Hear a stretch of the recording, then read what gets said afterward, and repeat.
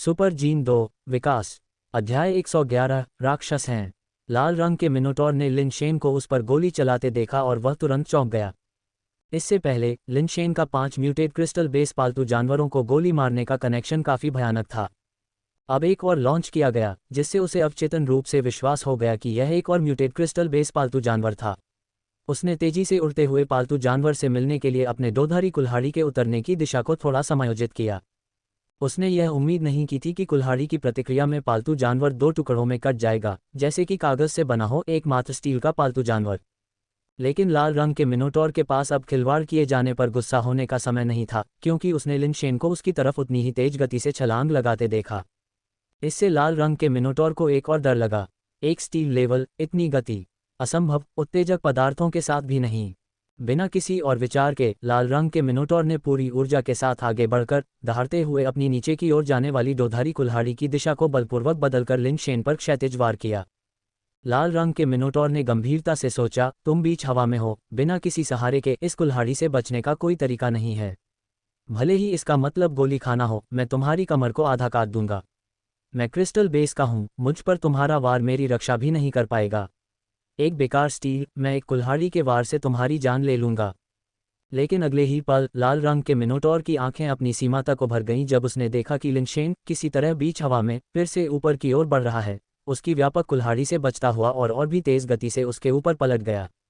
उल्टा होकर अपने पैरों के नीचे सिर रखकर लिन शेन लाल रंग के मिनोटॉर के सिर के काफी करीब से गुजरा और उसकी गर्दन पर एक बिंदु को जोर से दबाने लगा। लाल रंग की चमकती लोहे की छड़ की तरह उंगलियां लाल रंग के मिनोटॉर की गर्दन पर जोर से लगी, जिससे चिंगारियां निकलने लगी, जैसे कि लोहार के हथौड़े से निहाई पर चिंगारी निकलती है। लाल रंग का मिनोटॉर हैरान और क्रोधित दोनों था। यह कोई आरोही नहीं था और फिर भी वह हवा में दिशा बदलने में सक्षम था, जो एक बहुत ही विचित्र उपलब्धि थी। हालांकि उसने तब तर्क किया कि भले ही लिन शेन उसे मार सके, लेकिन इससे क्या होगा। एक नीच स्टील लेवल भी उसकी रक्षा को तोड़ने में सक्षम नहीं होगा। लेकिन जिस क्षण उसे लिन शेन ने छुआ, उसे अचानक ऐसा लगा जैसे उसका शरीर किसी रहस्यमयी शक्ति से बंधा हुआ है, जिससे हिलने डुलने की सारी क्षमता खो गई और वह अपनी कुल्हाड़ी चलाने की मुद्रा में जम गया, सीधे नीचे गिर गया। मिनोटॉर के एक्यूपॉइंट को लाल रंग से सील करने के बाद लिन शेन ने उतरने का इंतजार नहीं किया और दूसरे लड़ते हुए क्रिस्टल बेस मिनोटॉर पर गोली चलाई, जबकि एक पैर दूसरे पर रखते हुए वह खुद को गोली की तरह आगे बढ़ाता रहा। दूसरे क्रिस्टल बेस मिनोटॉर ने अपने डिप्टी लीजन कमांडर को स्टील लेवल मानव के सीधे स्पर्श से गिरते हुए देखा। वह अस्त व्यस्त हो गया। घबराहट में उसने तेजी से आने वाले पालतू जानवर को चकमा दिया, लेकिन वह लिन शेन को संभाल नहीं सका, जो तेजी से उसके सिर के ऊपर पहुंच गया था। आसानी से लिन शेन ने उस पर भी एक बिंदु को छुआ, उसके एक्यू पॉइंट को सील कर दिया, फिर गोली चलाई और फिर से आगे बढ़ गया। शेष क्रिस्टल बेस मिनोटॉर डर से कांप रहा था। लिन शेन, जिसके पैर कभी जमीन को नहीं छू रहे थे, ने डिप्टी लीजन कमांडर और एक क्रिस्टल बेस योद्धा को केवल स्पर्श से गिरा दिया था, जिससे उसे आश्चर्य हुआ कि क्या लिन शेन किसी तरह से एक आरोही था। कोई भी बेस वेरिएंट प्राणी ऐसे करतब करने में सक्षम नहीं होना चाहिए। ऐसा लग रहा था जैसे वह उड़ सकता है। आखिरकार डरे हुए क्रिस्टल बेस मिनोटॉर को लिन शेन ने उसके एक्यू पॉइंट पर छुआ और वह जम गया, हिलने में असमर्थ। लिन शेन ने जल्दी से उन सभी से पेट लॉन्चर ले लिए। सभी पालतू जानवर रुक गए और अपने नए मालिक लिन शेन का सामना करने लगे। धन्यवाद टाई, उपहारों के लिए। लिन शेन को मिनोटॉर के प्रति कृतज्ञता में झुकने की इच्छा हुई। 5 क्रिस्टल बेस मिनोटॉर, 5 पेट लॉन्चर, यह एक अप्रत्याशित लाभ था। पेट लॉन्चर और अंदर के पालतू जानवरों के अलावा लिन शेन को उनके हेलमेट और कपड़ों में और भी अधिक दिलचस्पी थी।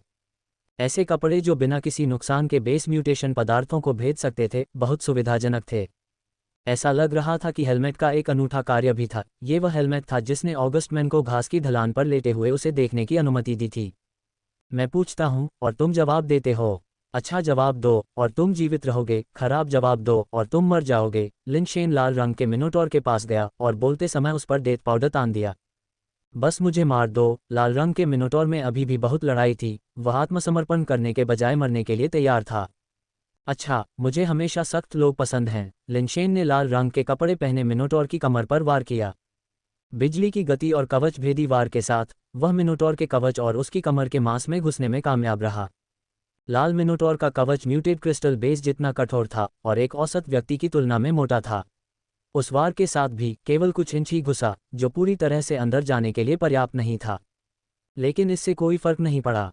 लिन शेन ने डेथ पाउडर निकाला और लाल मिनोटॉर को फिर से देखा, पूछा, अब कैसा रहेगा। बेकार इंसान, इसके बारे में सपने में भी मत सोचो। महान अल्ट्रा बन योद्धा कभी भी मनुष्यों जैसी कचरा प्रजाति के सामने नहीं झुकेंगे। लाल मिनोटॉर ने अपनी गर्दन को हठपूर्वक आगे बढ़ाते हुए चिल्लाया। मैं हर मिनट तुम्हारे प्रति अधिक आकर्षित हो रहा हूँ। लिन शेन ने लाल मिनोटॉर को देखकर मुस्कुराते हुए कहा, जरा भी नाराज नहीं हुआ। लाल मिनोटॉर जोरदार गालियां देता रहा, लेकिन लिन शेन परेशान नहीं था, बस चुपचाप उसे देख रहा था। धीरे धीरे मिनोटॉर की गालियां कम हो गईं और उसके चेहरे पर भय का भाव फैलने लगा। क्या तुमने मेरे साथ क्या किया है? मिनोटॉर को अपने शरीर में कुछ गड़बड़ महसूस हुई। एक्यू पॉइंट सील करने के बाद वह हिल नहीं सकता था, लेकिन वह अभी भी अपने भीतर शक्ति के प्रवाह को महसूस कर सकता था। लेकिन अब उसे ऐसा लग रहा था जैसे उसके अंदर की शक्ति जम गई है। उसका दिमाग ठीक से काम नहीं कर रहा है, लगभग पत्थर की तरह कठोर हो गया है। लिन शेन ने देखा कि बेस म्यूटेशन फ्लूइड के कारण मिनोटॉर का पूरा शरीर कठोर हो गया और ठोस बन गया और मिनोटॉर ने पूरी तरह से अपनी जीवन शक्ति खो दी, एक बेजान क्रिस्टल बेस मूर्ति में बदल गया। शेष मिनोटॉर लिन शेन को ऐसे देख रहे थे जैसे वह कोई राक्षस हो। आप एक विकल्प चुनें। क्या आप उनकी तरह पीड़ा में मरना चाहते हैं या इस तरह की अमर मूर्ति बनना चाहते हैं? मेरा सुझाव है कि आप बाद वाले विकल्प को चुनें। दुनिया आपकी विशाल आकृति को याद रखेगी। लिन शेन ने जमीन पर पड़े 2 क्रिस्टल बेस मिनोटॉर को देखते हुए कहा, जो पीड़ा में मरने वाले थे। मैं एक अल्ट्रा बन योद्धा के रूप में कभी गुलाम नहीं बनूंगा, क्रिस्टल बेस मिनोटॉर ने दांत पीसते हुए घोषणा की। बिना एक शब्द कहे लिन शेन ने म्यूटेटेड ब्लैक आर्मर्ड सेंटीपीड को काटने का आदेश दिया और तीव्र दर्द की लहरें उस पर छाने लगीं। शुरू में मिनोटॉर ने दांत भींचकर दर्द सहा, लेकिन कुछ ही देर बाद वह इसे और सहन नहीं कर सका और एक दिल दहला देने वाली चीख निकाली। तुम्हारा क्या ख्याल है? क्या तुम खुद चुनोगे या मैं तुम्हारे लिए चुनाव करूं? लिन शेन आखिरी मिनोटॉर की ओर मुड़ा। तुम क्या जानना चाहते हो? मिनोटॉर ने कांपते हुए पूछा। मेरा सवाल बहुत आसान है, लिन शेन ने अपने मुंह के कोने पर एक मुस्कान के साथ कहा।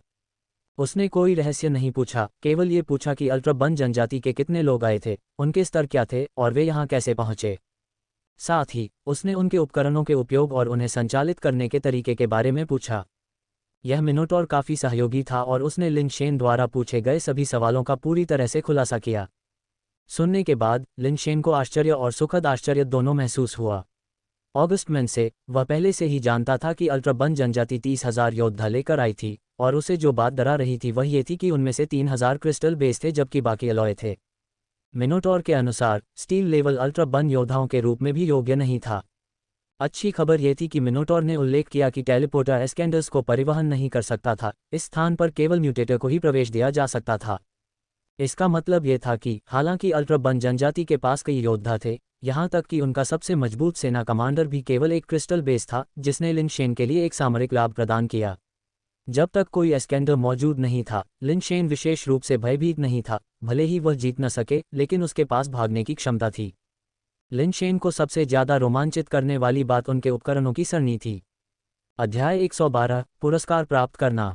उनके टाइट फिटिंग कपड़ों को अल्ट्राबन बैटल सूट कहा जाता था, और यहाँ तक कि इस मिनोटॉर को भी नहीं पता था कि वे कैसे बनाए गए थे। अल्ट्राबन बैटल सूट में खुद कुछ रक्षात्मक कार्य थे, लेकिन सबसे महत्वपूर्ण बात यह थी कि यह बेस म्यूटेशन कारपेस के निर्माण को अवरुद्ध किए बिना बेस म्यूटेशन सामग्रियों में प्रवेश कर सकता था। हेलमेट को अल्ट्राबन हेलमेट कहा जाता था, जो थर्मल इमेजिंग उपकरणों के समान था, लेकिन गर्मी के स्रोतों को देखने के बजाय यह म्यूटेटर के शरीर के अंदर की ऊर्जा को देख सकता था। म्यूटेटर के शरीर के भीतर की ऊर्जा के आधार पर कोई भी म्यूटेटर के स्तर का मोटे तौर पर अनुमान लगा सकता था। लिन शेन ने एक मृत मिनोटॉर की लाश से एक अल्ट्राबन हेलमेट निकाला और उसे अपने सिर पर पहना। लिन शेन के लिए हेलमेट बहुत बड़ा था और इसमें बैल के सींगों के लिए 2 छेद भी थे, जिसे पहनने में उसे शुरू में बहुत असहजता महसूस हुई। हालांकि जब उसने इसे पहना और सक्रिय किया तो अल्ट्राबन हेलमेट लिन शेन के सिर के आकार में पूरी तरह से फिट होने के लिए सिकुड़ गया, बिना किसी असुविधा के। सुरक्षात्मक लेंस के माध्यम से बाहर देखने पर स्पष्टता काफ़ी अच्छी थी, उसकी दृष्टि की रेखा में लगभग कोई बाधा नहीं थी। जब उसने जमीन पर मिनोटॉर के शवों को देखा तो अल्ट्राबन हेलमेट ने कोई प्रतिक्रिया नहीं की, लेकिन जब उसने जीवित मिनोटॉर योद्धाओं की ओर देखा तो लेंस ने तुरंत एक लाल स्वास्थ्य पट्टी प्रदर्शित की। स्वास्थ्य पट्टी खंडित थी, और जितने अधिक खंड थे, प्रतिद्वंद्वी की आधार उत्परिवर्तन ऊर्जा उतनी ही मजबूत थी। क्रिस्टल बेस मिनोटॉर के 3 खंड थे, और उनके अनुसार सामान्य परिस्थितियों में स्टील लेवल में सिर्फ 1 खंड था, अलॉय लेवल में 2 थे और क्रिस्टल बेस में 3 खंड थे। 3 खंडों से ऊपर की कोई भी चीज़ आरोही की थी। ये चीज़ काफ़ी उपयोगी है, यहाँ तक कि म्यूटेटर अपनी आधार उत्परिवर्तन शक्ति का उपयोग किए बिना भी कोई भी उनके स्तर को मोटे तौर पर समझ सकता है। लिन शेन अल्ट्राबन हेलमेट से काफ़ी संतुष्ट थे। अल्ट्राबन हेलमेट और अल्ट्राबन बैटल सूट दोनों ही हर अल्ट्राबन योद्धा के लिए मानक उपकरण थे, लेकिन हर अल्ट्राबन योद्धा के पास पेट लॉन्चर नहीं था। इन कुछ अल्ट्राबन योद्धाओं में से कुल 5 के पास पेट लॉन्चर थे, लेकिन उन 3 अलॉय योद्धाओं के पास नहीं था। मिनोटॉर के अनुसार हर क्रिस्टल बेस अल्ट्राबन योद्धा के पास एक नहीं था। वास्तव में अधिकांश के पास नहीं था। उन सभी के पास होने का कारण ये था कि वे डिप्टी कमांडर के गार्ड थे, इसलिए वे सभी पेट लॉन्चर से लैस थे। लिन शेन ने इसे आजमाया और उनके पेट लॉन्चर एंजल रिवॉल्वर की तुलना में काफ़ी धीमे थे। गार्ड के पेट लॉन्चर की फायरिंग स्पीड 20 से 30 के बीच थी, जबकि डिप्टी कमांडर की 38 या 29 तक पहुंच सकती थी, लेकिन 40 तक नहीं। हालांकि 20 से 30 की फायरिंग स्पीड पर भी ये हाथ से सक्रिय करने की तुलना में बहुत तेज था, फिर भी एक बढ़िया आइटम था और इंसानों के लिए और भी ज़्यादा कीमती था। अंदर काफ़ी पालतू जानवर थे, जिनमें से 16 सिर्फ क्रिस्टल बेस से थे। एकमात्र उत्परिवर्तित क्रिस्टल बेस डिप्टी कमांडर पर था, एक उत्परिवर्तित बिग रेड बुल और बहुत सारे अलॉय पालतू जानवर भी थे। लिन शेन ने अभी अभी बट गन से तोप पर स्विच किया था, अपने एंजल रिवॉल्वर को क्रिस्टल बेस कैप्सूल से लोड किया था, जिनमें से 6 उत्परिवर्तित थे। शांति से आराम करो। अपने सवाल पूछने के बाद लिन शेन ने अल्ट्राबन हेलमेट उतार दिया और ब्लैक क्रिस्टल स्टोनमैन को मिनोटॉर के सिर को मुक्का मारकर कुचलने दिया, जिससे उसे दर्द रहित विदाई मिली। ऑगस्टमैन ने सीधे तौर पर मनुष्यों को गुलाम बनाने की इच्छा का उल्लेख किया, ये बताते हुए कि उनके लोगों में मानव दास होने चाहिए, अन्यथा ऑगस्टमैन ने यह बात नहीं कही होती। लिन शेन के दिल में ऐसी जाति के लिए कोई दया नहीं थी। उसने उनके शरीर से सभी अल्ट्राबन बैटल सूट और अल्ट्राबन हेलमेट उतार दिए, और वे सभी बैटल एक्सेस अच्छे सामान थे। एक पूरी खेप बिग रेड बुल की पीठ पर लटका दी गई। लिन शेन को सबसे ज्यादा हैरानी इन बातों से नहीं बल्कि इस बात से हुई कि जब उसने मिनोटॉर को मारा तो सैक्रिफिशियल हेलो ने वास्तव में प्रतिक्रिया दी। हर बार जब उसने मिनोटॉर को मारा तो सैक्रिफिशियल हेलो और भी मजबूत हो गया। ऐसा लगता है कि जब तक वे ट्रांसफर रिस्टवॉच पहनकर आते हैं, चाहे उनकी नस्ल या रिस्टवॉच की शैली कुछ भी हो, उन्हें मेरा साथी माना जाता है, जो मेरे सैक्रिफिशियल हेलो को इकट्ठा करने के लिए सुविधाजनक है। लिन शेन को अंदर से बहुत संतुष्टि महसूस हुई। हालांकि लिन शेन ने बली हेलो की शक्ति का उपयोग नहीं किया। उसने अभी जो भी ऑपरेशन किए वे उसकी अपनी ताकत से किए गए थे। उन 8 मिनोटॉर को मारने के बाद बली हेलो द्वारा प्रदान की गई कुल विशेषता वृद्धि 47 तक पहुंच गई थी, जिसका अर्थ था कि यदि वह इसकी शक्ति का उपयोग करता है तो उसकी सभी विशेषताएं 47 तक बढ़ जाएंगी। ये शक्ति अकल्पनीय रूप से भयानक थी। जब उसने पहली बार विशालकाय राजा को उड़ाया था, उससे बमुश्किल कम। दुर्भाग्य से स्वर्ग के लिए बलिदान की शक्ति का उपयोग केवल एक बार किया जा सकता था, उसके बाद इसे फिर से संचित करने की आवश्यकता थी। लिन शेन के पास इसका उपयोग करने की कोई तत्काल योजना नहीं थी। ऐसी शक्ति लिन शेन का सबसे बड़ा तुरुप का पत्ता थी। यदि उसे दुर्गम कठिनाइयों का सामना करना पड़ा तो वह खूनी रास्ता बनाने के लिए इस प्रहार पर भरोसा कर सकता था।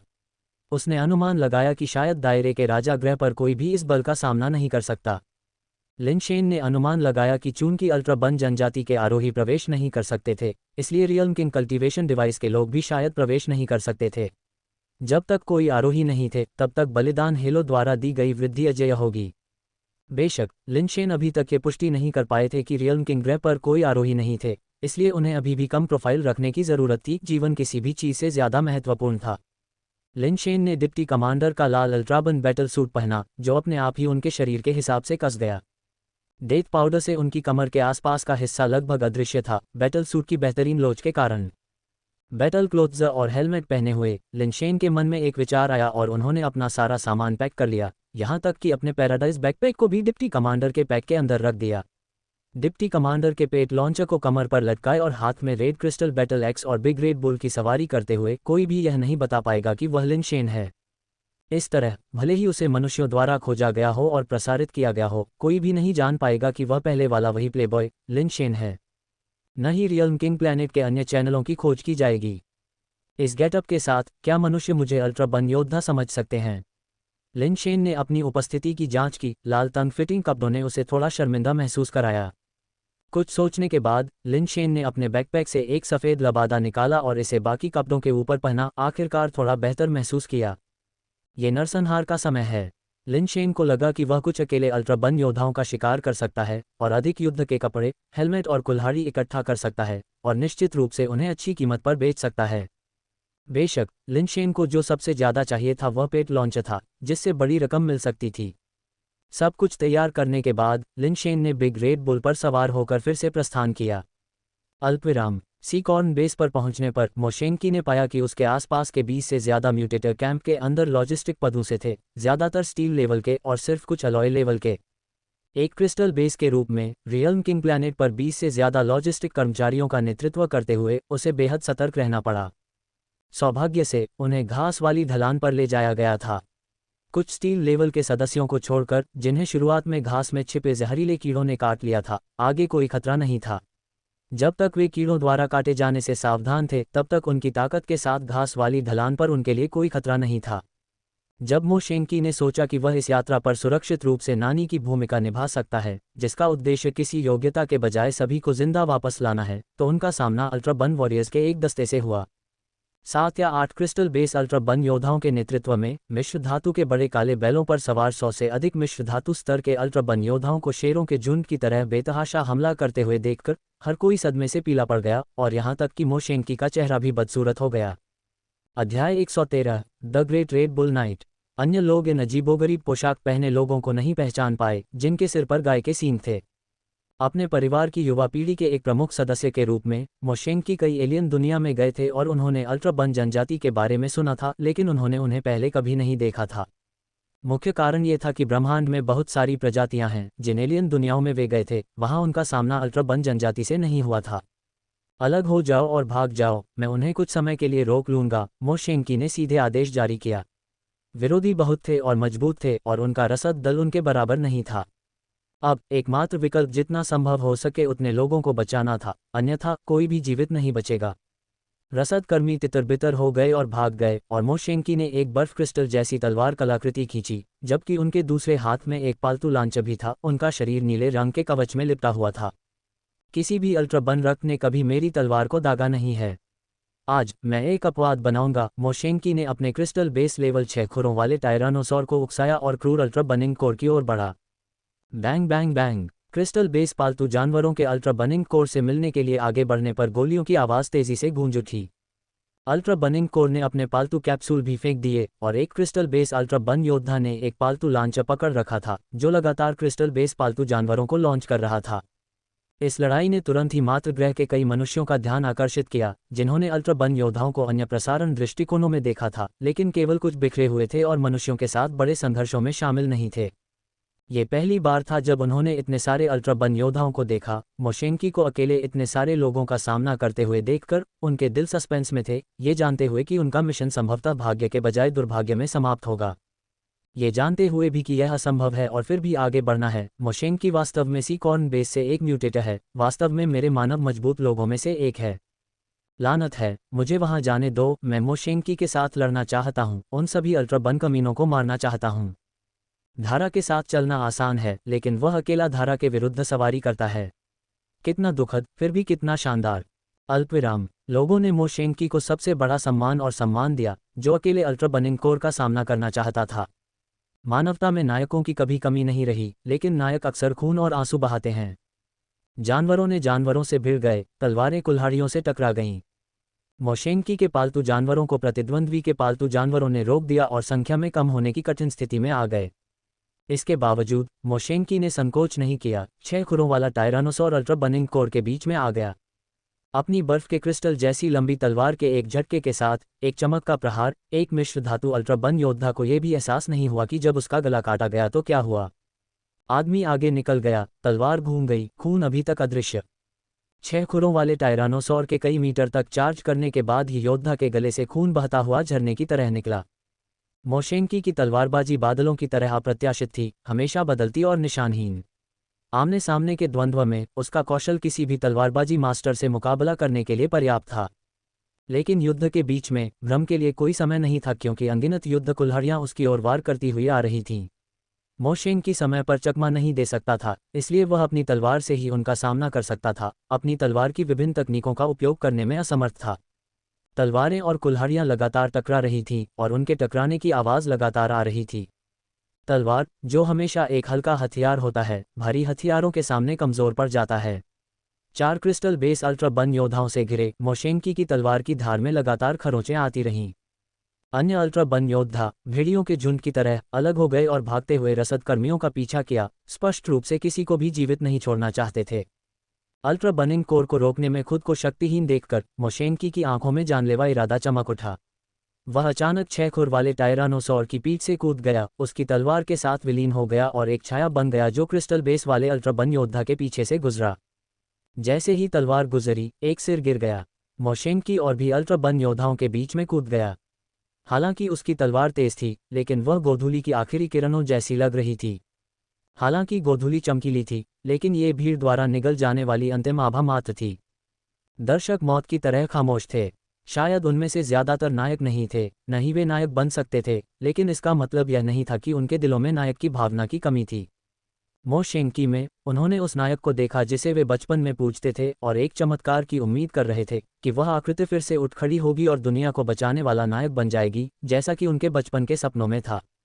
लेकिन अगर चमत्कार इतनी आसानी से हो सकते हैं तो वे चमत्कार नहीं होंगे।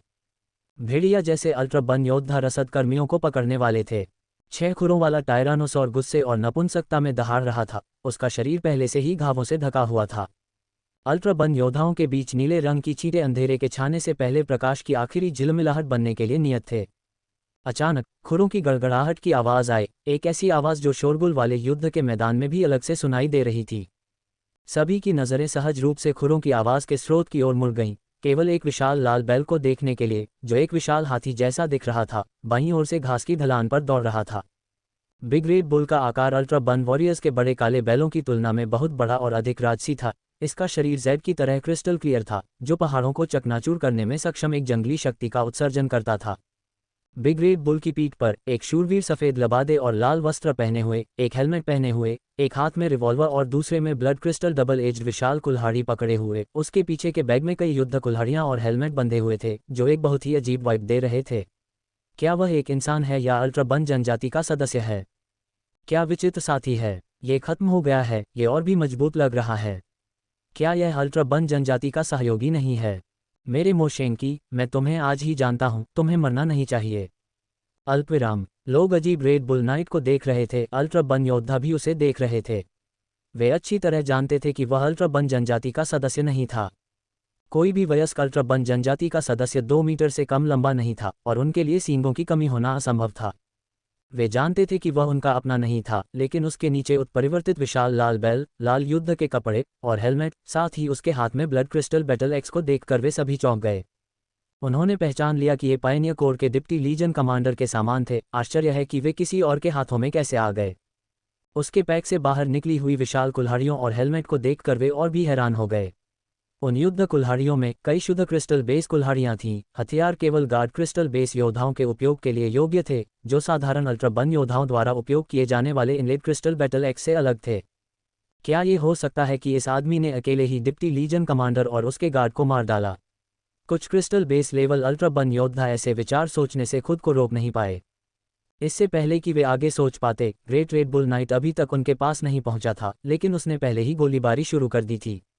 एक एक करके पेट कैप्सूल हवा में क्रिस्टल बेस पेट में तब्दील हो गए, युद्ध के मैदान में उतर गए। इन 8 क्रिस्टल बेस पेट के जुड़ने से मोशेंकी पर दबाव अचानक कम हो गया, जो घेरने वाले दुश्मनों से बचने के लिए संघर्ष कर रहा था। मोशेंकी ने अपनी तलवार को उन्मत्तता से घुमाया, अब चिप्स और निक्स से दांतेदार ब्लेड की तरह दांतेदार हो गया था, जब उसकी आंख के कोने से उसने एक चाकू देखा। अध्याय 114। एक सवार 100 सवारों का पीछा करता है। लिनशेन उत्परिवर्तित जीवों और अल्ट्राबन योद्धाओं की तलाश में इधर उधर भटक रहा था, जब वह अप्रत्याशित रूप से मोशेंकी और अन्य लोगों को अल्ट्राबन योद्धाओं की एक टीम द्वारा घेर लिया गया था। शुरू में लिनशेन ने दूर से देखा और हस्तक्षेप करने की योजना नहीं बनाई, ये सोचकर कि कहीं उसका सामना झेंगयान जैसे किसी और कृतघ्न दुष्ट से न हो जाए। एक बार सांप द्वारा काटे जाने के बाद लिनशेन 10 साल तक रस्सी से सावधान रहा। क्या होगा अगर किसी को बचाने के बाद वह एक आरोही का पीछा करने के लिए आकर्षित हो जाए? उसे यकीन नहीं था कि क्या वह फिर से इतना भाग्यशाली होगा कि उसे एक ब्लैक कैप्ड मशरूम बीस्ट का सामना करना पड़े जो उसे बाहर निकलने का रास्ता दे सके। इसलिए वह बस दूर से देखता रहा, झिझक रहा था, लेकिन फिर वह मोशेंकी को अकेले ही अल्ट्राबनिंग कोर को रोकते हुए देखकर कुछ हद तक भावुक हो गया। अनन्य की एक क्षण के बाद लिनशेन फिर भी अपने बिग रेड बुल पर लड़ाई में कूद पड़ा। एंजल रिवॉल्वर का उपयोग किए बिना उसने बस उस वाइस लीजन कमांडर से प्राप्त किए गए पेट लॉन्चर से कई क्रिस्टल बेस पालतू जानवरों को लॉन्च किया। वह blood crystal double edged giant x को पकड़े हुए, केवल दिखाने के लिए, उन क्रिस्टल बेस अल्ट्राबन योद्धाओं के साथ टकराव के किसी भी वास्तविक इरादे के बिना भाग गया। जैसे ही वह पास आया, उसने blood crystal double edge battle axe को एक उड़ते हुए ब्लेड की तरह फेंकने की योजना बनाई, फिर अपनी कमर से अन्य 2 पेट लॉन्चर को खींचकर उन्हें एक सैल्वो के साथ आश्चर्यचकित कर दिया। लिन शेन ऐसा नहीं चाहता था, लेकिन वह नहीं जानता था कि इस तरह की बैटल एक्स का उपयोग कैसे किया जाता है। वह एक लंबे भाले से 1 या 2 वार कर सकता था, लेकिन वह वास्तव में नहीं जानता था कि कुल्हाड़ी कैसे चलानी है। उसके पास एक अच्छी योजना थी, लेकिन इससे पहले कि लिन शेन को अपनी कुल्हाड़ी फेंकने का अवसर मिल पाता, मोशेंकी को घेर रहे अल्ट्रा बन योद्धा अचानक पीछे मुड़ गए और भाग गए। हर कोई एक बड़े काले बैल पर सवार था, दूसरे से ज्यादा तेजी से भाग रहा था। यहाँ तक कि रसद कर्मियों का पीछा कर रहे अल्ट्रा बन योद्धाओं ने भी अपने घोड़ों को पीछे मोड़ लिया और बेतहाशा भाग गए। इससे लिन शेन पूरी तरह हैरान रह गए। ये अल्ट्रा बन योद्धा ऑगस्टमैन और अन्य लोगों की तुलना में इतने ज्यादा कायर क्यों थे? वे लड़ाई शुरू होने से पहले ही भाग गए। लिन शेन वास्तव में उनसे कहना चाहते थे कि वे भागे नहीं। दोस्तों, मैं इतना मजबूत नहीं हूँ, मैं कुल्हाड़ी से बहुत बुरा काम करता हूँ, इसलिए खिलवाड़ करना बंद करो और इसके बजाय मुझे काट डालो। अब जब वे सभी भाग गए थे, तो लिन शेन को युद्ध के कपड़े, हेलमेट और कुल्हाड़ियाँ किससे लूटनी चाहिए थीं। उसने अभी कुछ ही पल पहले स्पष्ट रूप से देखा था कि क्रिस्टल बेस अल्ट्रा बन योद्धाओं में से एक के पास एक पेट लॉन्चर था, और हालांकि ऐसा लग रहा था कि इसकी फायरिंग दर 20 से थोड़ी ज्यादा है, फिर भी इसे पैसे के लिए बेचा जा सकता है। लिन शेन को यह एहसास नहीं था कि तथाकथित पायनियर कोर सिर्फ एक अच्छा नाम था। वास्तव में वे एक तोप का चारा कोर थे, जिसका उद्देश्य एक आत्मघाती दस्ते के रूप में काम करना था। नेता, उपनेता और उनके कुछ विश्वासपात्रों के अलावा यह एक बहुत ही असंगठित समूह था, जिसमें कई अपराधी शामिल थे, जिन्हें चारा बनकर खुद को छुड़ाने का मौका दिया गया था। ये लोग आमतौर पर काफ़ी उग्र होते थे, लेकिन लिन शेन के उपकरण, जो जाहिर तौर पर उपनेता से लूटे गए थे, और साथ ही इतने सारे युद्ध कुल्हाड़ियों और हेलमेट को देखकर वे आसानी से अनुमान लगा सकते थे कि क्या हुआ था। उपनेता और उसके रक्षकों को इस व्यक्ति ने मार गिराया होगा, और अपनी कम ताकत के साथ वे लिन शेन के खिलाफ खड़े होने की हिम्मत कैसे कर सकते थे? वे तुरंत डर गए। एक के भाग जाने के बाद जल्द ही वे सभी उसके पीछे हो लिए। लिन शेन को अपनी योजना को अंजाम देने का मौका नहीं दिया। आखिरकार एक अल्ट्रा बन योद्धा का सामना एक पेट लॉन्चर के साथ हुआ। लिन शेन उसे भागने नहीं देना चाहता था। उसने अपने बिग रेड बुल को थप्पड़ मारा और उस क्रिस्टल बेस अल्ट्रा बन योद्धा पर हमला किया। वह युद्ध के कपड़े और हेलमेट छोड़ सकता था, लेकिन पेट लॉन्चर उसके पास होना ही था। मोशेंकी और रसद कर्मी भी हैरान थे। वे आसन आपदा के लिए तैयार थे, मौत से लड़ने के लिए तैयार थे। किसने सोचा होगा कि दुर्जय अल्ट्रा बनिंग कोर, जो बाघों और भेड़ियों से भी अधिक भयानक लग रहा था, अचानक मुड़कर भाग जाएगा। कोई भी दूसरे से तेज नहीं था। क्या हो रहा है? मोशेंकी और अन्य लोग खाली आंखों से देखते रहे, क्योंकि एक महान रेड बुल नाइट ने blood crystal double edge axe को पकड़ रखा था, जो सैकड़ों भागते हुए अल्ट्रा बन योद्धाओं का पीछा कर रहा था। असंख्य और मजबूत अल्ट्रा बनिंग कोर ने पीछे मुड़ने की भी हिम्मत नहीं की और उनमें लड़ने का साहस भी नहीं था।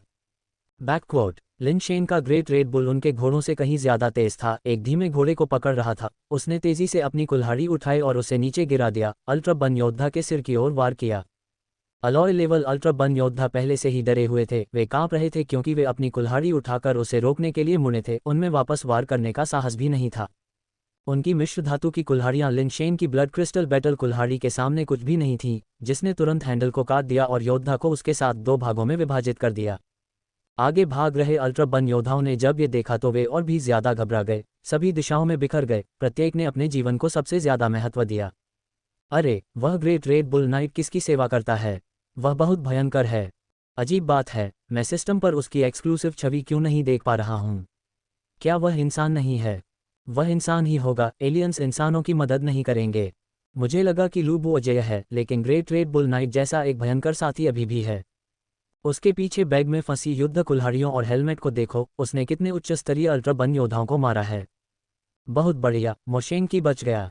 एक आदमी अल्ट्रा बन योद्धाओं की पूरी टीम का पीछा कर रहा है। हमारा ग्रेट रेड बुल नाइट कमाल का है। क्या अल्ट्रा बन योद्धा हैं? बेकार, एक भी हमारे ग्रेट रेड बुल नाइट से लड़ने की हिम्मत नहीं करता। लिन शेन को 100 सवारों का पीछा करते हुए देखकर हर कोई रोमांचित महसूस कर रहा था। काश वे भी उसके साथ युद्ध के मैदान में शामिल हो पाते और हजारों मील दूर दुश्मनों का वध कर पाते। कई लोग हैरान थे कि फिर्मामेंट प्रोजेक्शन सिस्टम पर उसकी कोई एक्सक्लूसिव छवि क्यों नहीं थी, और उन्हें संदेह था कि वह इंसान नहीं था। मोशेन की सदमे से उबर गया और लिन शेन को वापस बुलाना चाहता था, लेकिन उसने देखा कि लिन शेन ने अपने हाथ में पालतू जानवर लॉन्चर उठाया। उसने जो पालतू जानवर लॉन्च किए थे, वे पहले से ही पीछा कर रहे थे। जल्द ही दूर घास की ढलानों के पीछे गायब हो गए। आह नहीं, रुको, कैमरे क्यों नहीं हैं? मैं अभी भी ग्रेट रेड बुल नाइट को मिनोटॉर का वध करते देखना चाहता हूँ। बहुत से लोग निराश थे, लेकिन वे कुछ नहीं कर सकते थे। केवल वे लोग जो रियल किंग कल्टीवेशन डिवाइस के माध्यम से टेलीपोर्ट किए गए थे, उनके पास एक छवि थी। जैसे जैसे लिन शेन उनसे दूर होते गए, वे स्वाभाविक रूप से उसे देख नहीं पाए। वह व्यक्ति कौन है जो इतना बहादुर और उग्र है? क्या यह ओयांग यूडू हो सकता है? मो शेंकी ने उस दिशा को देखा जिसमें ग्रेट रेड बुल नाइट गायब हो रहा था, एक जटिल अभिव्यक्ति के साथ विचार कर रहा था।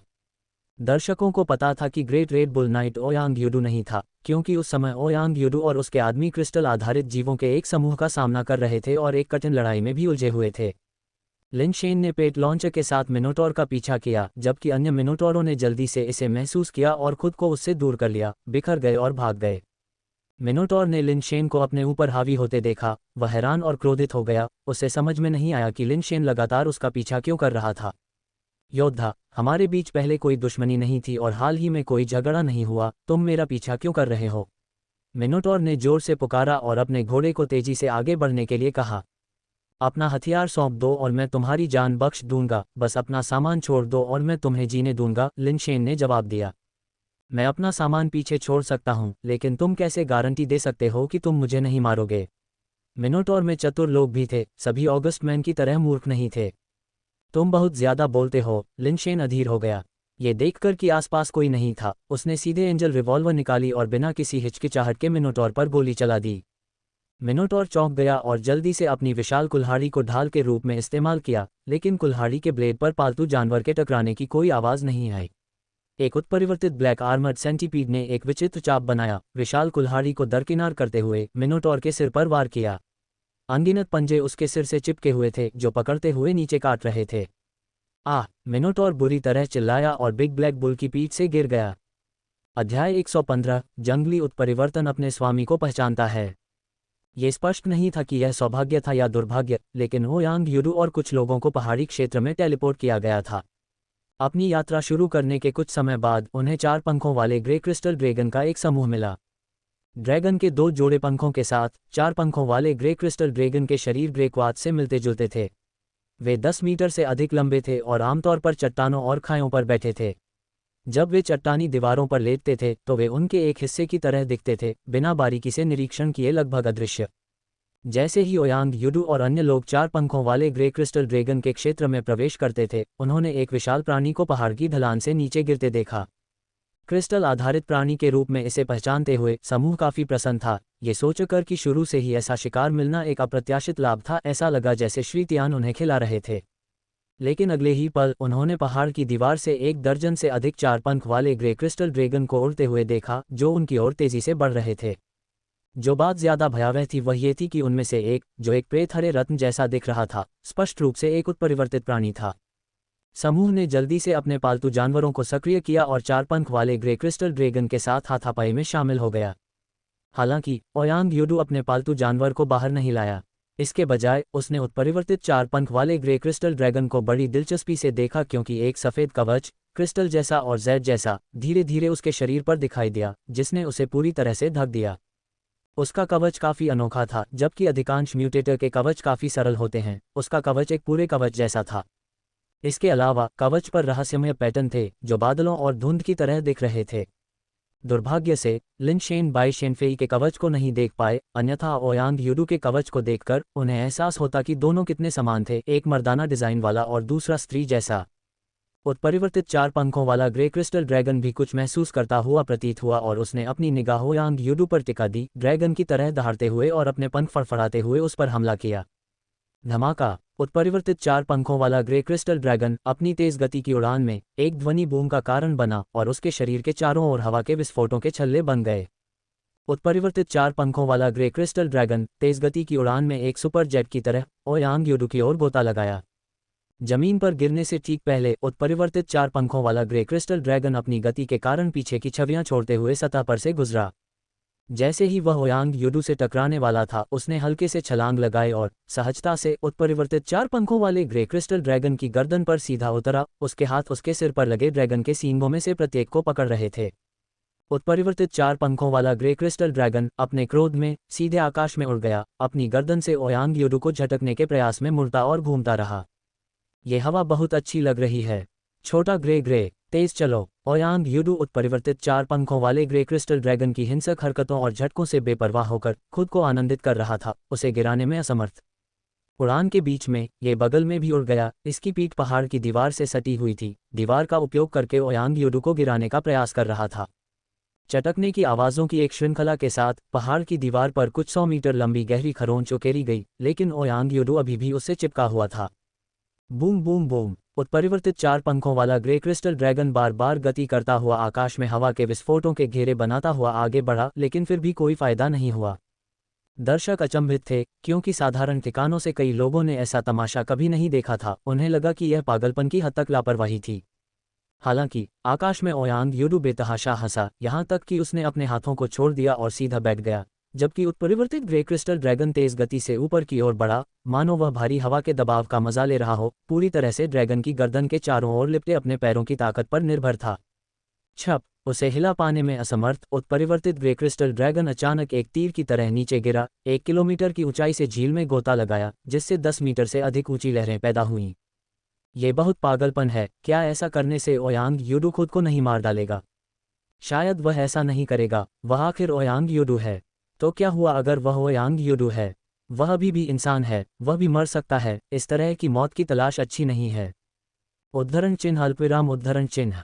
जब लोग बात कर रहे थे तो उन्हें अचानक पानी के छींटे पड़ने की आवाज़ सुनाई दी और उत्परिवर्तित ग्रे क्रिस्टल ड्रैगन झील से किनारे पर निकल आया। ओयांग यूडू अभी भी उसकी गर्दन पर सवार था। आदमी और ड्रैगन दोनों पूरी तरह से भीगे हुए थे, हर जगह पानी बह रहा था। उत्परिवर्तित ग्रे क्रिस्टल ड्रैगन का सिर झुका हुआ था और ओयांग यूडू का शरीर नीचे की ओर खिसक गया। वह सीधा जमीन पर पड़ा हुआ था और वह आकाश की ओर निश्चल होकर देख रहा था। मैंने क्या कहा? तुमने खुद से ही खेल खेला है न? अगर तुम जल्दबाजी में काम नहीं करोगे तो तुम नहीं मरोगे। क्या तुम ठीक से व्यवहार नहीं कर सकते? ओयांग परिवार तबाह हो गया होगा। जिस उत्तराधिकारी को उन्होंने बड़ी मेहनत से पाला था, उसकी इस तरह मौत हो गई। लोगों ने देखा कि म्यूटेड ग्रे क्रिस्टल ड्रैगन ने अपना मुंह खोला और उसे जमीन पर पड़े निश्चल ओयांग यूडू की ओर बढ़ाया। उसे लगा कि वह उसे पूरा निगल जाएगा। अगले ही सेकंड सभी की आंखें चौंक कर चौड़ी हो गईं। म्यूटेड ग्रे क्रिस्टल ड्रैगन ने ओयांग यूडू को काटा नहीं, इसके बजाय उसने अपने मुंह से एक छोटी सी ग्रे हरी चाबी थूक दी। मैंने अभी क्या देखा? एक जंगली क्रिस्टल आधारित प्राणी अपने स्वामी को पहचान रहा है। क्या मनुष्य ऐसा कर सकते हैं? मैंने तुमसे कहा था ओयांग यूडू है, कोई ऐसा व्यक्ति नहीं जिसे आम लोग समझ सकें। अरे, जंगली क्रिस्टल आधारित प्राणी पहचान, क्या संभावनाएं हैं? और यह एक म्यूटेड क्रिस्टल बेस भी है। मेरे क्षितिज का विस्तार करने के लिए फर्मेंट प्रोजेक्शन सिस्टम का धन्यवाद। क्या ये संभव है? अनगिनत ईर्ष्यालु या प्रशंसा भरी निगाहों के सामने ओयांग यूडू ने हाथ बढ़ाकर चाबी पकड़ ली, लेकिन उसने उसे दूर नहीं रखा। वह उठकर बैठ गया और म्यूटेटेड ग्रे क्रिस्टल ड्रैगन के सिर को गले लगा लिया। उसकी उंगलियां उसके गाल पर भूरे हरे रंग के तराजू को सहला रही थीं। म्यूटेटेड ग्रे क्रिस्टल ड्रैगन बेहद विनम्र था, उसने प्रतिरोध का कोई संकेत नहीं दिखाया। म्यूटेटेड ग्रे क्रिस्टल ड्रैगन को छोड़ने के बाद ओयांग यूडू ने कुछ ऐसा किया जिसकी किसी ने उम्मीद नहीं की थी। उसने पालतू चाबी को म्यूटेटेड ग्रे क्रिस्टल ड्रैगन को वापस फेंक दिया। म्यूटेटेड ग्रे क्रिस्टल ड्रैगन ने चाबी को अपने मुंह में पकड़ लिया और फिर से ओयांग यूडू के सामने अपना सिर झुकाया। ओयांग यूडू ड्रैगन पर सवार हो गया और एक दहाड़ के साथ म्यूटेटेड ग्रे क्रिस्टल ड्रैगन ने अपने 4 पंखों को बेतहाशा फड़फड़ाया। ओयांग यूडू के साथ आकाश में उड़ते हुए सीधे बादलों की ओर बढ़ गया। अब से तुम मेरे छोटे ग्रे हो, ओयांग यूडू ने कहा। जैसे ही उसका कवच पीछे हटा, उसका असली रूप सामने आया। उसने अपनी बाहें फैलाईं, अपने शरीर पर हवा के झोंके का आनंद लिया। ड्रैगन की दहाड़ ने आकाश को भर दिया और 4 पंखों वाले ग्रे क्रिस्टल ड्रैगन जो अन्य म्यूटेटर के साथ लड़ाई में लगे हुए थे, सभी रुक गए। प्रत्येक ने अपनी गर्दन ऊपर की ओर उठाई, आकाश में म्यूटेटेड ग्रे क्रिस्टल ड्रैगन और ओयांग यूडू को देखा। इस बार ओयांग यूडू पूरी दुनिया में सनसनी बन गया, जिसे सभी ने भगवान के प्रेम आधार के पसंदीदा बेटे के रूप में पहचाना। युवक, बहुत दिखावा करना अच्छी बात नहीं है। आप ऐसा कहते हैं जैसे कि आप दिखावा करना चाहते हैं, लेकिन आपको ऐसा करने की क्षमता की आवश्यकता होगी। फिर्मामेंट प्रोजेक्शन सिस्टम के अस्तित्व में आने से पहले मुझे लगता था कि हमारे सुपर बेस के अलॉय म्यूटेटर पहले से ही सुपर मजबूत थे। अब मैं देखता हूँ उसकी तुलना में मिश्र धातु का कोई मतलब नहीं है। ओयांग यूडू, जब मैं बड़ा हो जाऊंगा तो मैं तुमसे शादी करूंगा। बस ये सुनिश्चित करना कि तुम अपना पहला अनुभव मेरे लिए ही रखो। तुम्हें क्या लगता है कौन ज्यादा ताकतवर है, the great red bull night या ओयांग यूडू? मुझे लगता है कि ओयांग यूडू थोड़ा ज्यादा ताकतवर है। एक जंगली उत्परिवर्तित क्रिस्टल बेस अपने गुरु को स्वीकार करता है। क्या तुमने कभी ऐसी चीज के बारे में सुना है? मुझे अभी भी लगता है कि the great red bull night ज़्यादा ताकतवर है। यही वह मुश्किल है जिसे देखते ही पूरा अल्ट्रा बर्निंग कॉर्प्स भाग जाता है ना? कुछ देर तक सभी सुपर बेस इस विषय पर चर्चा करते रहे, बहस करते रहे कि कौन ज़्यादा ताकतवर है, the great red bull night या ओयांग यूडू। ओयांग यूडू के समर्थन में स्पष्ट रूप से संख्या ज़्यादा थी, क्योंकि the great red bull knight ने वास्तव में अपनी ताकत नहीं दिखाई थी और आज तक कोई नहीं जानता था कि वह इंसान भी था या नहीं। सिर्फ the great red bull night और ओयांग यूडू ही नहीं, बल्कि रियल्म किंग प्लैनेट पर ज़्यादा से ज़्यादा युवा अभिजात वर्ग आश्चर्यजनक प्रतिभा और युद्ध क्षमताओं का प्रदर्शन कर रहे थे। वास्तव में रियल्म किंग कल्टीवेशन डिवाइस से भेजे गए सभी मानव सुपर बेस से थे, जिनमें प्रमुख परिवारों द्वारा सावधानीपूर्वक तैयार किए गए प्रमुख उत्तराधिकारी भी शामिल थे। ये कहा जा सकता है कि वे उस समय पूरी मानवता में सबसे कुलीन युवा थे। अध्याय 116 उत्परिवर्ती लौह मुर्गा। बैकक्वोट। लिन शेन को नहीं पता था कि दूसरे लोग उसकी तुलना ओयांग यूडू से कर रहे थे, और अगर उसे पता भी होता तो उसे कोई परवाह नहीं होती, खास तौर पर इस समय तो बिल्कुल नहीं। तुम छोटे कमीने, मुझे पकड़ने मत देना, वरना तुम बड़ी मुसीबत में पड़ जाओगे। लिन शेन ने पानी की थैली को जमीन पर पटक दिया। अल्ट्रा बन योद्धा को मारने और ऊन को काटने के बाद लिन शेन ने बेस वेरिएंट जीवों और अन्य मिनोटॉर की खोज जारी रखी। जहां उसने अल्ट्रा बन योद्धा को मारा था, वहां से कुछ ही दूरी पर घास के टीले के तल पर लिन शेन ने एक बहुरंगी लौह मुर्गा खोजा। साधारण लौह मुर्गा कच्चे लोहे के रंग का होता है, लेकिन इस मुर्गे के पंख बहुरंगी और असाधारण रूप से चमकीले थे। टीले के आसपास इतने सारे म्यूटेंट जहरीले कीड़ों को मारने के बाद लिन शेन ने पहली बार म्यूटेंट आयरन रोस्टर देखा था। यह मानते हुए कि यह छोटा स्टील लेवल म्यूटेशन एक ही शॉट से गिर जाएगा, लिन शेन ने इस पर ज्यादा ध्यान नहीं दिया और टीले के ऊपर से दूर से गोली चला दी। अप्रत्याशित रूप से म्यूटेंट आयरन रोस्टर जमीन पर गिर गया और गायब हो गया। जब लिन शेन दौड़कर वहां पहुंचा तो उसने देखा कि जहां म्यूटेंट आयरन रोस्टर गिरा था, वहां एक फुटबॉल के आकार का घास का गड्ढा था। छेद के बगल में घास को अलग करके अंदर देखने के लिए उसने सोचा था कि म्यूटेंट आयरन रोस्टर का शरीर वहां गिर गया है, लेकिन वहां कुछ भी नहीं मिला। छेद गहरा नहीं था, फिर भी यह एक कोने में मुड़ गया था और यह स्पष्ट नहीं था कि यह कहाँ जाता है। क्या अभी अभी की गई गोली चूक गई? लिन शेन ने सोचा। हालांकि उसने 20 से ज़्यादा की स्पीड वाले पेट लॉन्चर का इस्तेमाल किया था, लेकिन यह ऐसा कुछ नहीं था जिसे स्टील के जीव चकमा दे सकें, है न? जैसे ही वह खोज करने के लिए छेद में एक पालतू जानवर को भेजने वाला था, उसने पीछे से एक कर्कश ध्वनि सुनी। पीछे मुड़ते हुए उसने देखा कि म्यूटेंट आयरन रूस्टर टीले के दूसरी तरफ एक और घास के छेद से अपनी गर्दन बाहर निकाल रहा था, अभी भी लिन शेन की तरफ पुकार रहा था जैसे कि उसे ताना मार रहा हो। तुम्हें स्वर्ग में जाने का मौका मिला था और तुमने उसे नहीं लिया, अब नरक दस्तक दे रहा है और तुम उसे आमंत्रित कर रहे हो। लिन शेन ने जल्दी से अपनी बंदूक निकालकर गोली चलाई, इस बार यह निश्चित था कि यह हिट होगी। हालांकि जैसे ही उसने गोली चलाई, आयरन रूस्टर ने जल्दी से पीछे खींच लिया और पालतू जानवर टीले से टकरा गया, जिससे घास उड़ गई, लेकिन आयरन रूस्टर को नहीं लगी।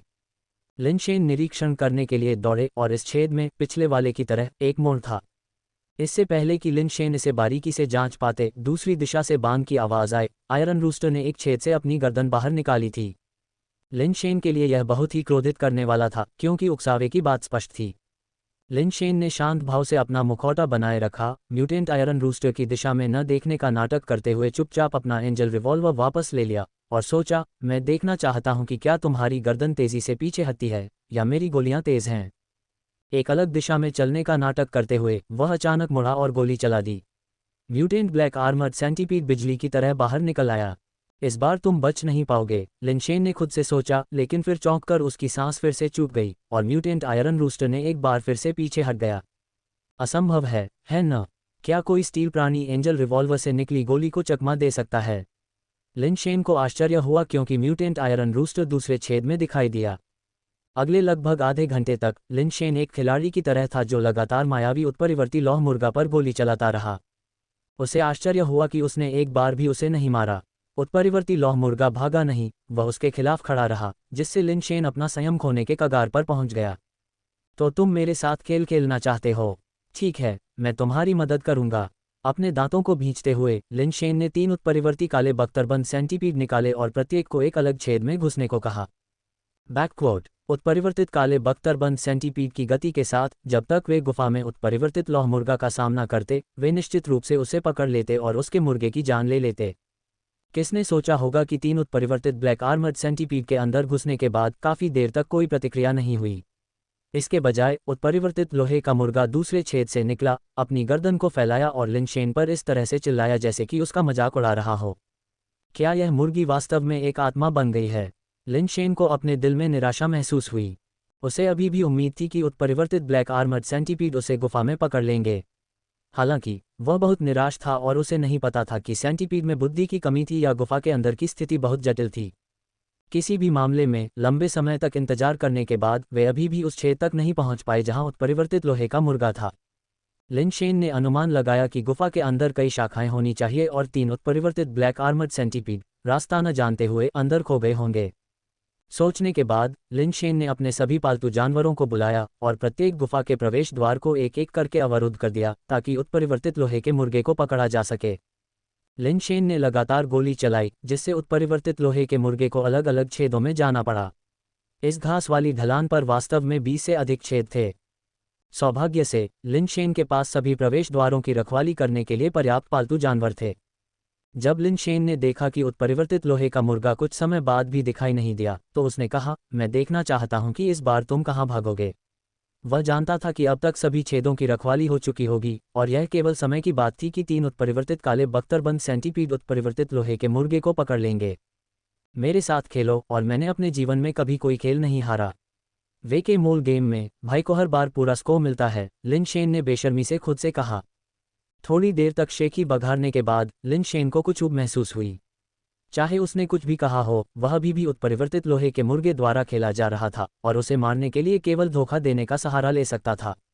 जब वह उदास महसूस कर रहा था, उसने अचानक उत्परिवर्तित लोहे के मुर्गे को पास के एक छेद से बाहर निकलते देखा जो आगे बढ़ने के लिए अपने पंख फड़फड़ा रहा था। जल्द ही एक उत्परिवर्तित ब्लैक आर्मर्ड सेंटीपीड भी उसी छेद से निकला। उत्परिवर्तित लोहे के मुर्गे की गति इतनी तेज नहीं थी। इससे पहले एंजल रिवॉल्वर द्वारा गोली मारे जाने से बचने का कारण मुख्य रूप से ये था कि जब लिन शेन ने गोली चलाई तो उसने केवल अपना सिर बाहर निकाला और वापस ले लिया। शुद्ध गति के संदर्भ में यह उत्परिवर्तित लोहे का मुर्गा वास्तव में औसत स्टील लेवल प्राणी की तुलना में बहुत तेज था, गति में लगभग एक बेस म्यूटेंट मिश्र धातु के बराबर। इससे लिन शेन को आश्चर्य हुआ क्योंकि उसने कभी भी किसी बेस वेरिएंट प्राणी को अपने स्तर की गति सीमा को तोड़ते नहीं देखा था। ये देखकर कि उत्परिवर्तित लोहे का मुर्गा उसके पास से ही निकल आया था, लिन शेन ने जल्दी से अपने बिग रेड बुल पर सवार होकर उत्परिवर्तित लोहे के मुर्गे को जीवित पकड़ना चाहा ताकि ये देखा जा सके कि उसमें क्या विशेष गुण हैं। उत्परिवर्तित लोहे का मुर्गा घास की ढलान के नीचे एक स्थान पर उतरा, अपने पंख फड़फड़ाते हुए। पीछा कर रहा उत्परिवर्तित काला बख्तरबंद सेंटीपीड भी उसके पास आ गया था, लेकिन लिन शेन ने सेंटीपीड को उसे काटने नहीं दिया। इसके बजाय वह बिग रेड बुल पर सवार होकर उसके पीछे भागा। धमाका! जैसे ही वह उत्परिवर्तित लोहे के मुर्गे को पकड़ने वाला था, उसके ठीक सामने लिन शेन ने अचानक महसूस किया कि उसका शरीर नीचे गिर रहा है। यहाँ एक बड़ा छेद था जो घास के पत्तों से कसकर ढका हुआ था, जो बाहर से अदृश्य था। बिग रेड बुल सीधे उसमें सर पर दौड़ा और नीचे गिर गया। अरे, यहाँ एक जाल है! लिन शेन चौंक गया। उसके पास ज्यादा सोचने का समय नहीं था और वह बिग रेड बुल की पीठ पर चढ़ गया और उछलकर गड्ढे के बाहर जा गिरा। बिग रेड बुल और उत्परिवर्तित आयरन रोस्ट दोनों ही नीचे गिर गए थे और लिन शेन जल्दी से नीचे देखने के लिए गड्ढे के किनारे पर लेट गया। वह देख सकता था कि गड्ढा बहुत गहरा और घना अंधेरा था, कुछ भी देखने में असमर्थ था, लेकिन उसने छप छप की आवाज़ सुनी जो ये संकेत दे रही थी कि वहाँ पानी था। सौभाग्य से लिन शेन अच्छी तरह से तैयार होकर आया था। उसने जल्दी से अपने बैकपैक से एक तेज टॉर्च निकाली और उसे गड्ढे में डाल दिया।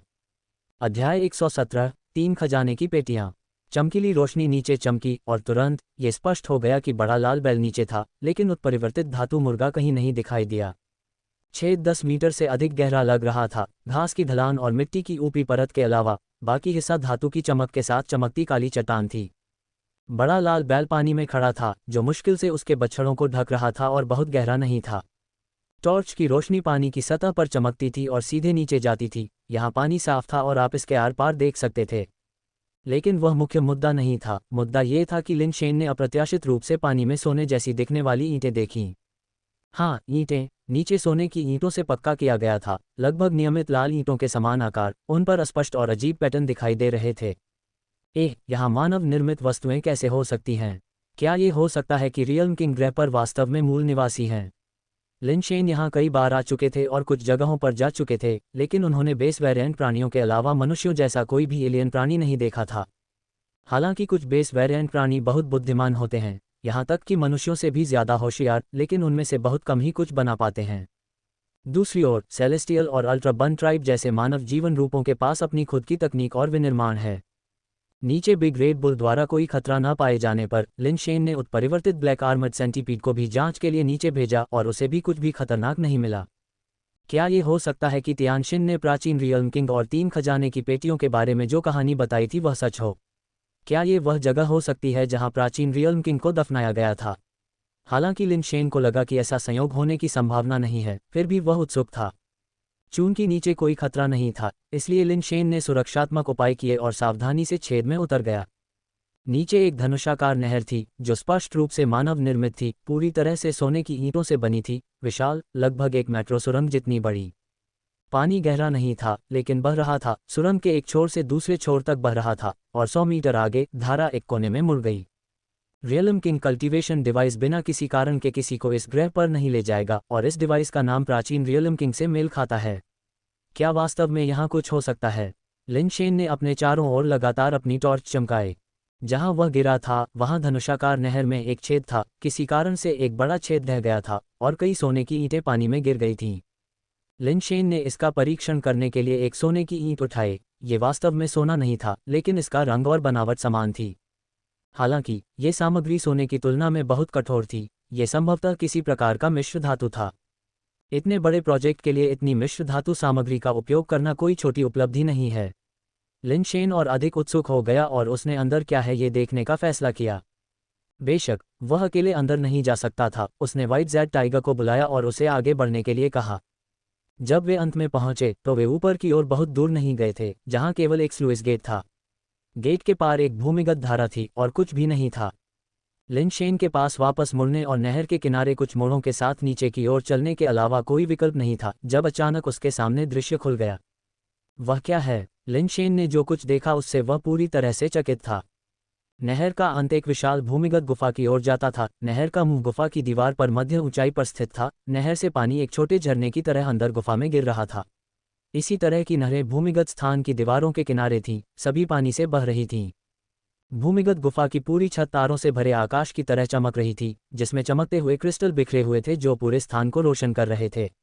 नहर के बाईं ओर एक विशाल पत्थर की मूर्ति खड़ी थी जो स्याही की तरह काली थी, फिर भी फ्लोरोसेंस की अनगिनत झलकियों से ढकी हुई थी जो प्रकाश से प्रकाशित क्वार्ट्ज की चमक जैसी थी। मूर्ति का डिजाइन अजीब था। एक व्यक्ति आधा झुका हुआ था जिसके दोनों हाथ और पीठ एक तारों वाले गुंबद को सहारा दे रहे थे। मुद्रा में ऐसा लग रहा था कि वह बल लगा रहा है, तारों वाली तिजोरी को उठाने की कोशिश कर रहा है जो सफलता से पहले के पल में कैद हो गई थी। नीचे की मंजिल में पानी भरा हुआ था लेकिन पानी गहरा नहीं लग रहा था। धारा भूमिगत गुहा के एक तरफ से एक गहरी गुफा की ओर बह रही थी। लिन शेन की आंखें अचानक चमक उठीं जब उसने मूर्ति के पैरों के पास एक पत्थर की चौकी देखी जिस पर सोने की तरह चमकती 3 संदूक थे। हे भगवान, क्या ये हो सकता है कि भाग्य मेरे पास आया है और मैं गलती से प्राचीन क्षेत्र के राजा के 3 खजाने की संदूक पर ठोकर खा गया हूं जिसे तियानशिन ने भी बेताबी से खोजा था। लिन शेन हैरान और खुश दोनों था। लेकिन निश्चित रूप से मेरी किस्मत इतनी अच्छी नहीं हो सकती। लिन शेन ने बहुत आशावादी होने की हिम्मत नहीं की, इसलिए उसने किसी भी संभावित खतरे की जांच करने के लिए पहले उत्परिवर्तित ब्लैक आर्मर्ड सेंटीपीड को नीचे भेजा।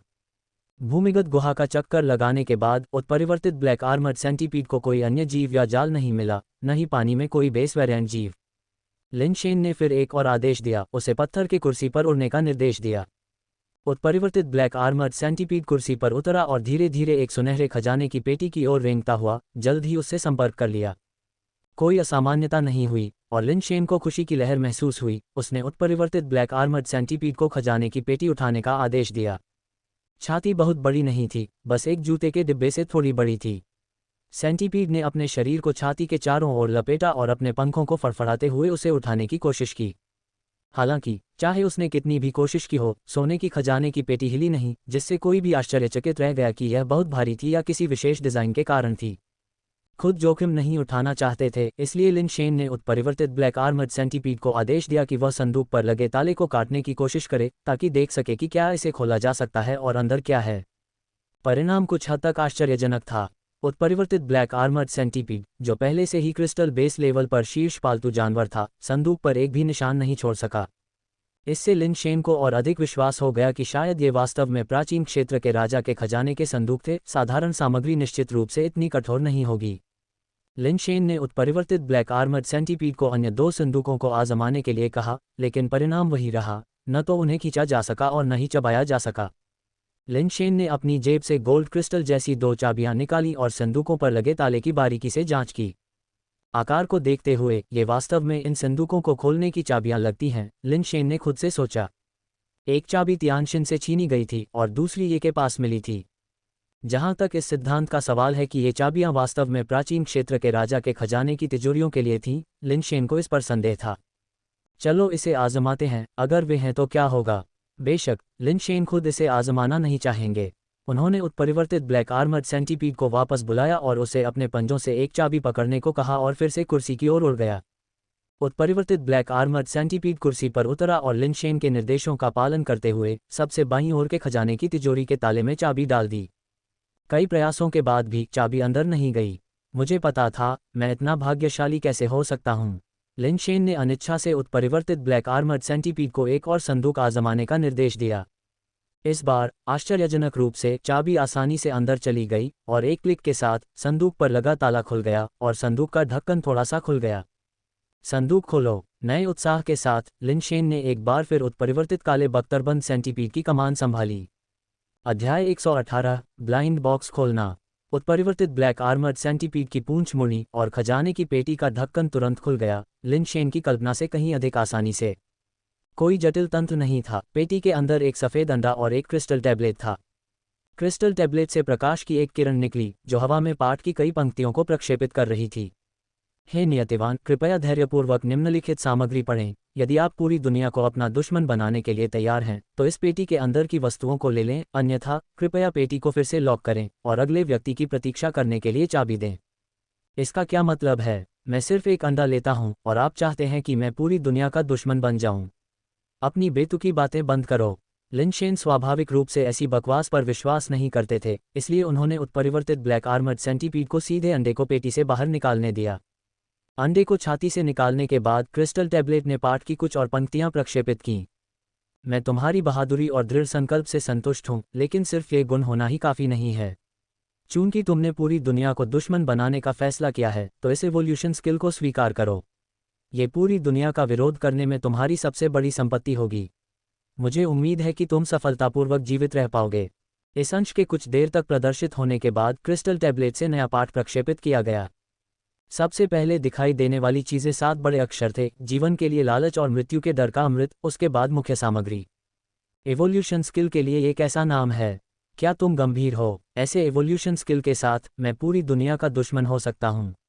लिनशेन ने जितना ज़्यादा इसके बारे में सोचा उतना ही उसे लगा कि इस खजाने की छाती को छोड़ने वाला व्यक्ति मजाक कर रहा होगा। शुरू में उसे संदेह था कि यह छाती प्राचीन क्षेत्र के राजा द्वारा छोड़ी गई होगी और उसे अंदर के खजाने के बारे में उम्मीद थी। अगर यह वास्तव में प्राचीन क्षेत्र के राजा की सबसे मूल्यवान संपत्ति होती तो वह वास्तव में अमीर हो जाता। लेकिन कौन जान सकता था कि अंदर सिर्फ एक अंडा था और फिलहाल ये बताना असंभव था कि यह किस स्तर का बेस म्यूटेशन अंडा था। हालांकि इन शब्दों ने उसे यह आभास दिया कि ये प्राचीन क्षेत्र के राजा द्वारा नहीं छोड़े गए थे। आखिरकार प्राचीन क्षेत्र के राजा कभी ब्रह्मांड के संप्रभु थे। उनकी सबसे मूल्यवान संपत्ति सिर्फ एक बेस म्यूटेशन अंडा कैसे हो सकती है? और फिर वहां था जीवन के लिए लालच और मृत्यु के डर का अमृत। नाम सुनने भर से गंभीर नहीं लगा। ऐसा कुछ नहीं जिसे ब्रह्मांड का एक संप्रभु विकास कौशल के रूप में पीछे छोड़ देगा। लिनशेन ने चाहे जो भी सोचा हो, क्रिस्टल टैबलेट ने जीवन के लिए लालच और मृत्यु के डर का अमृत की सामग्री को प्रक्षेपित करना शुरू कर दिया।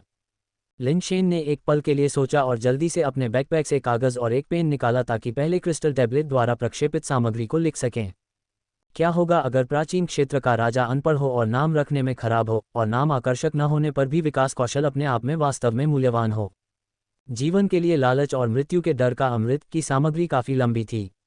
कागज और कलम के बिना वह वास्तव में कम समय में इसे याद नहीं कर सकता था। सभी सामग्री लिखने के बाद जब लिनशेन ने जीवन के लिए लालच और मृत्यु के डर का अमृत को फिर से देखा तो उसने देखा कि अंत में नए पात्र दिखाई दिए थे। यदि आपने पहले ही जीवन के लिए लालच और मृत्यु के डर का अमृत लिख लिया है तो यह साबित होता है कि आपकी योग्यता पास करने योग्य है। यदि आपने इसे अभी तक याद नहीं किया है तो अब और प्रयास करने की कोई आवश्यकता नहीं है। आपकी योग्यता के साथ इसका अभ्यास करना भी व्यर्थ होगा। बेहतर होगा कि आप अभी चीज़ें नीचे रखें और चले जाएं, शायद आप लंबा जीवन जी पाएं। जब ये पंक्तियां दिखाई दी तो जीवन के लालच और मृत्यु के भय का अमृत की सामग्री पहले ही गायब हो चुकी थी। लिनशेन ने मन ही मन सोचा, क्या यह आदमी पागल है? क्या उसे कागज़ और कलम नाम की चीज़ के बारे में नहीं पता? कागज़ और कलम के बिना भी क्या उपकरण वाले लोग तस्वीरें नहीं ले सकते या वीडियो रिकॉर्ड नहीं कर सकते? तुम्हारी नौटंकी का क्या फ़ायदा? थोड़ी देर इंतज़ार करने के बाद, जैसे कि उसे लगा कि अंडा वापस नहीं रखा गया है, क्रिस्टल टैबलेट ने नया टेक्स्ट प्रक्षेपित किया। चूंकि तुमने अपना फैसला कर लिया है, तो तुम जाओ। जीवन और मृत्यु भाग्य द्वारा निर्धारित होते हैं, धन और सम्मान स्वर्ग के हाथों में हैं। बच्चे, मैं तुम्हें शुभकामनाएं देता हूँ। जब ये पाठ समाप्त हुआ, तो क्रिस्टल टैबलेट पर प्रकाश की किरण वापस आ गई और गायब हो गई, अपनी मूल स्थिति में वापस आ गई।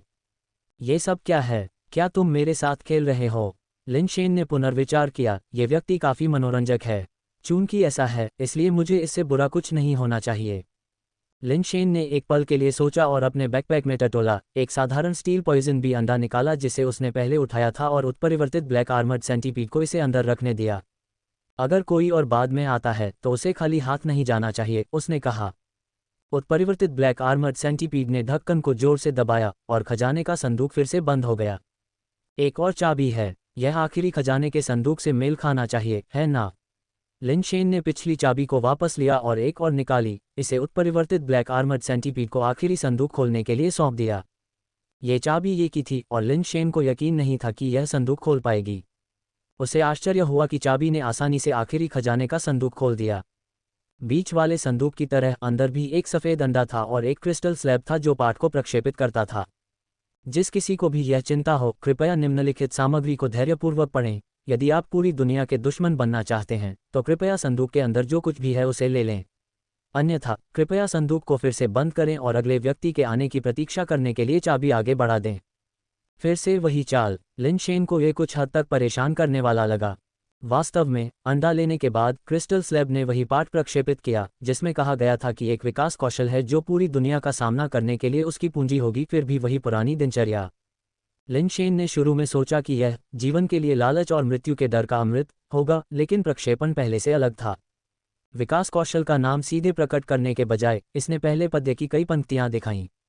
मूल रूप से एक नश्वर व्यक्ति के रूप में, रात के आसमान पर कदम रखने के इरादे से, स्वर्ग मेरा इंतजार नहीं करेगा, फुर्सत से मैं स्वर्गीय दरबार में कदम रखता हूँ। उन पंक्तियों के फीके पढ़ने के बाद ही इसने विकास कौशल का नाम, अमर दरबार पर कदम रखना, प्रक्षेपित किया। ये पहले के जीवन के लालच और मृत्यु के भय के अमृत से कहीं अधिक साहसी है। हालांकि इसमें अभी भी क्षुद्रता के संकेत हैं। लिन शेन ने मन ही मन आलोचना की। उन्होंने अमर दरबार पर कदम रखना की सामग्री को रिकॉर्ड करने के इरादे से कागज और कलम निकाला। अप्रत्याशित रूप से निम्नलिखित प्रक्षेपण पाठ का नहीं, बल्कि मानवीय रेखाचित्रों का था। अच्छा हुआ कि मैंने बचपन में संगीत, शतरंज, सुलेख और चित्रकला जैसी सभी तरह की चीज़ों का अध्ययन किया। हालांकि मैं कुशल नहीं हूं, फिर भी मेरे पास कुछ कौशल है, अन्यथा ये वास्तव में मुझे परेशान कर देता। लिन शेन ने प्रक्षेपित रेखाचित्रों को देखते हुए टिप्पणी की और तुरंत रेखाचित्र बनाना शुरू कर दिया। लिन शेन सिर्फ विनम्र नहीं थे, वे वास्तव में बहुत कुशल नहीं थे। प्रक्षेपण जीवन थे, और यद्यपि वे चेहरे के विवरण के बिना केवल सिलहूट थे, उन्होंने भावना को अच्छी तरह से व्यक्त किया। लिन शेन ने जो बनाया वह एक छड़ी का आकार था। सौभाग्य से, जबकि उनका चित्र बहुत अच्छा नहीं था, वे छाया की हरकतों को पकड़ने में कामयाब रहे। छायाएं लगातार बदलती रहीं और कई चित्र प्रक्षेपित किए गए, जिनमें से प्रत्येक में मानवीय छायाओं की अलग अलग मुद्राएं दिखाई गईं। लिन शेन ने प्रत्येक के लिए छड़ी के आकार भी बनाए, ये जाने बिना कि कितना समय बीत गया। आखिरकार कोई और प्रक्षेपण नहीं था। सामान्य अनुनय का पालन किया गया, लेकिन लिन शेन ने सलाह को अनदेखा कर दिया और क्रिस्टल स्लैब अपने मूल स्वरूप में वापस आ गया। लिन शेन ने अपने द्वारा बनाए गए छड़ी के आकार को देखा, कुल मिलाकर 100 से अधिक, प्रत्येक में एक अलग मुद्रा थी। अच्छा हुआ कि मैं चतुर हूँ, लिन शेन ने अपने चित्रों पर खुशी जताई। जैसा कि अपेक्षित था, लिन शेन ने एक और साधारण बेस म्यूटेशन अंडा लिया और उसे संदूक के अंदर रख दिया, फिर उसे फिर से बंद कर दिया और चाबी वापस ले ली। मैं भविष्य में इन 2 चाबियों को पास करने का अवसर ढूंढूंगा। लिन शेन ने इस संभावना के बारे में सोचा कि शायद कोई किसी दिन फिर से चाबियां लेकर यहां आ सकता है, जिससे उन्हें कुछ हासिल करने का मौका मिल सकता है। अचानक लिन शेन ने एक आवाज़ सुनी जो किसी की आवाज़ की तरह लग रही थी, जो गहरे भूमिगत से आ रही थी। अध्याय 119, दुनिया का सबसे सुंदर आदमी। लिन शेन ने जल्दी से उत्परिवर्तित ब्लैक आर्मर्ड सेंटीपीड को छिपा दिया और खुद भी थोड़ा पीछे हट गई, जलमार्ग में छिप गई और चुपचाप नीचे की स्थिति का निरीक्षण किया। थोड़ी देर में लिन शेन ने गुफा के सबसे गहरे हिस्से से एक मोज़ेक आकृति को बाहर निकलते देखा। हाँ, ये बाई शेनफेई होनी चाहिए, है ना? वह यहाँ क्या कर रही है? लिन शेन केवल ये समझ पाया कि यह एक महिला की मोज़ेक आकृति थी, वह स्पष्ट रूप से नहीं देख पाया कि वह वास्तव में कैसी दिखती थी। बाई शेनफेई के अलावा उसने मोज़ेक से ढका हुआ दूसरा व्यक्ति नहीं देखा था। जब वह इस बारे में सोच रहा था तो उसने गुफा की गहराई से एक के बाद एक कई आकृतियां निकलती देखीं। करीब से देखने पर लिन शेन चौंक गया। सभी आकृतियों के शरीर क्रिस्टल गोल्ड के थे, प्रत्येक के पास 3 हाथ और 3 चेहरे थे जो दुष्ट भूतों की तरह लग रहे थे। उनके 6 हाथों में चाकू, तलवार, घेरे, मोहरें, ढाल और अंगूठियां जैसे अलग अलग क्रिस्टल गोल्ड हथियार थे। सिर्फ अपनी गति से ही वे उत्परिवर्तित ब्लैक आर्मर्ड सेंटीपीड से कमतर नहीं थे और संभवतः उत्परिवर्तित क्रिस्टल आधारित जीव थे। कुछ ही समय में 3 सिर और 6 भुजाओं वाले 1 दर्जन से ज्यादा राक्षस तेजी से बाहर आए और बिना रुके बाई शेनफेई का पीछा करने लगे। एक पल के लिए बाई शेनफेई ने ऊपर के जलमार्ग पर ध्यान नहीं दिया और सोचा कि वह एक मृत अंत पर पहुंच गई है, इसलिए उसे रुकने के लिए मजबूर होना पड़ा और 3 सिर और 6 भुजाओं वाले राक्षसों ने उसे घेर लिया। तुरंत एक क्रूर लड़ाई शुरू हो गई। इससे पहले जब बाई शेनफेई और विशालकाय राजा ने लड़ाई की थी, तब भी लिन शेन ने सोचा था कि बाई शेनफेई कुछ खास नहीं है और अधिक प्रशिक्षण के साथ उन धोखेबाज अग्निबीज क्षमताओं का उपयोग किए बिना भी वह उसे कड़ी टक्कर दे सकता है। लेकिन अब बाई शेनफेई को अकेले 10 से ज्यादा राक्षसों का सामना करते देख वे 3 सिर वाले और 6 भुजा वाले राक्षस कुछ समय के लिए उसका कुछ नहीं कर पाए, जिससे वह थोड़ा हैरान हुआ। टैलेंट थ्योरी वाकई असाधारण रूप से शक्तिशाली है। लिन शेन ने अपने छिपने की जगह से लड़ाई देखी, अपना सिर दिखाने की हिम्मत नहीं की, इस डर से कि राक्षस उसे खोज न लें। जैसे ही वह सोच रहा था कि चुपचाप जलमार्ग से भाग जाए या नहीं, उसने नीचे से चीखें सुनी। 3 सिर वाले और 6 भुजा वाले राक्षसों में से एक को बाई शेनफेई ने तुरंत 3 बार थप्पड़ मारे, जिससे उसके तीनों सिर चकनाचूर हो गए। अचानक बाई शेनफेई को एड्रेनालाइन का इंजेक्शन लगा। न केवल उसकी गति बहुत तेज हो गई, बल्कि वह एक प्रेत की तरह अप्रत्याशित रूप से आगे भी बढ़ गई। राक्षस जो उसके बराबर ही थे अब वध के लिए मेमने की तरह लग रहे थे और बाई शेनफेई ने एक पल में उनमें से कई को मार डाला। लिन शेन को पता था कि बाई शेनफेई ने कुछ विशेष क्षमता का इस्तेमाल किया होगा, अन्यथा उसकी युद्ध शक्ति इतनी भयानक डिग्री तक नहीं बढ़ पाती। ये सिर्फ एक अफसोस की बात थी कि वह मोज़ाइक से ढकी हुई थी, इसलिए लिन शेन उसके अंदर कोई बदलाव नहीं देख पाए। 3 सिर वाले और 6 भुजाओं वाले राक्षसों की जीवन शक्ति बेहद मजबूत थी। वे अपनी भुजाओं को काटने या शरीर को छेदने के बाद भी नहीं मरते थे और वे कटे हुए अंगों को फिर से जीवित कर सकते थे और अपने घावों को ठीक कर सकते थे। उन्हें मारने का एकमात्र तरीका थोड़े समय में लगातार 3 सिर चकनाचूर करना था, जो वास्तव में उनके जीवन को समाप्त कर देगा। बाई शेनफेई युद्ध की देवी की तरह थी और थोड़े समय में उसने 9 राक्षसों को मार डाला था।